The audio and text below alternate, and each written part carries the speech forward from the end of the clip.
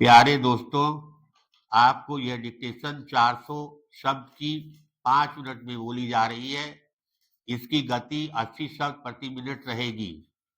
Start करते ही dictation शुरू हो जाएगी।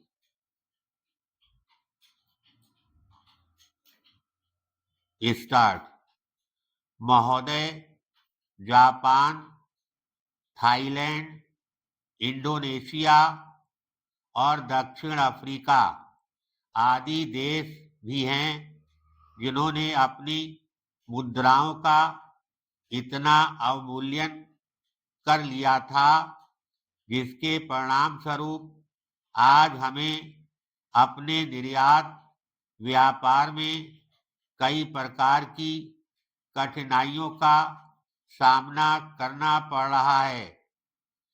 जैसा अभी मंत्री महोदय ने भी कहा, लेकिन मैं अपने वित्त मंत्री जी को इस बात के लिए बधाई देना चाहता हूं कि बड़ी कठिन परिस्थितियों में विकट विरासत को प्राप्त करने के बाद भी उन्होंने देश के आर्थिक ढांचे को नियंत्रण में रखा। हम समझते थे कि पोखरण में अणु परीक्षण के पश्चात दुनिया के अनेक राष्ट्र हम पर कई प्रकार के आर्थिक प्रतिबंध लगाएंगे। इसकी चिंता हमने इस सदन में भी की थी कि इस आर्थिक प्रबंध का क्या प्रभाव होगा। पैराग्राफ। वित्त मंत्री जी और प्रधानमंत्री जी ने देश को यह आश्वासन दिया था कि हम अपने देश की आंतरिक अर्थव्यवस्था को इतनी मजबूत मानकर चलते हैं कि इन सारी परिस्थितियों का दुनिया के लोगों के दबावों का प्रभाव इस देश पर कम से कम होगा। इस बात का प्रयास किया जाएगा।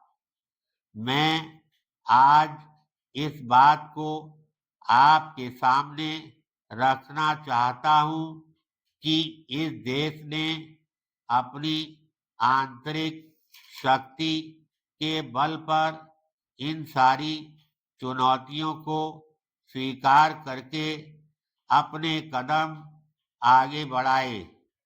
इसका अर्थ यह नहीं है कि सब कुछ ठीक चल रहा है। हमेशा हम इस बात को बड़े ध्यान से कहते हैं कि हमें अपने देश के विकास के लिए विदेशी पूंजी चाहिए।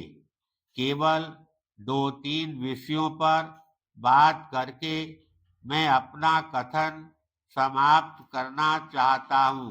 पैराग्राफ। मैं यह निवेदन करना चाहूंगा कि इस देश में उदारीकरण की नीति आरंभ में मनमोहन सिंह जी के समय शुरू की गई थी। 1,10,000 छोटे बड़े उद्योग लगाने की बात रखी गई थी। वास्तव में कितने रुपए का निवेश इसमें हुआ, अगर हम इसका अंदाजा लगाएंगे तो हमें वास्तविकता का पता लग जाएगा।